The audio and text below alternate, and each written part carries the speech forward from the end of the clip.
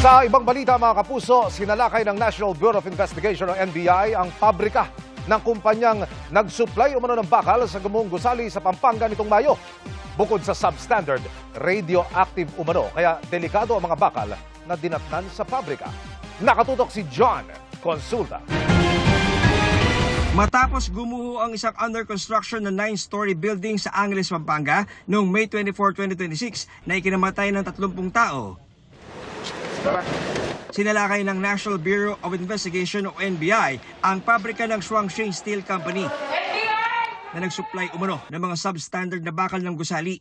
Nakumpirma sa investigasyon na substandard nga ang mga bakal. Mantakin mo, if there is a relationship between the standard of the nagamit dun sa gumuho na building sa Angeles, wala pang lindol po yun. How much more pag may lindol? Diyan yung pictures, yung markings, there are strong indications, kung hindi man lahat, there's substantial presence to mga steel bars na galing dyan sa Swansea. Pero bukod sa pagiging substandard, 1 bilyong pisong halaga ng bakal sa pabrika ang lumabas ding mataas ang level ng radioactive materials ayon sa pagsusuri ng Philippine Nuclear Research Institute o PNRI. Ibig sabihin, delikado sa kalusugan. Yung mga soft tissues natin sa loob ng katawan.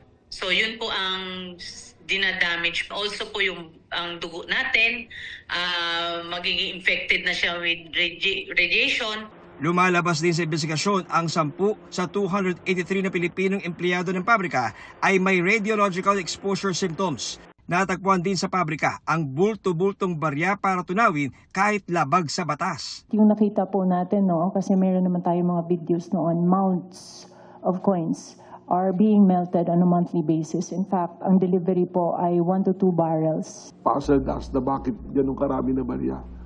So, investigating what is the purpose sa nila gagamitin and also looking at the possible violations ng ating Bangko Sentral laws. No?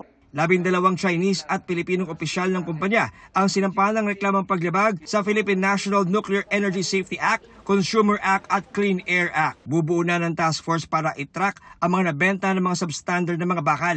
Hinihingan pa namin ng tugon ang Shuangxing. Nag-issue na ng cease and desist order ang DNR laban sa niraid na kumpanya.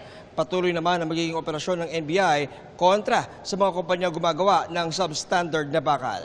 John Consulta, Nakatutok, 24 Oras.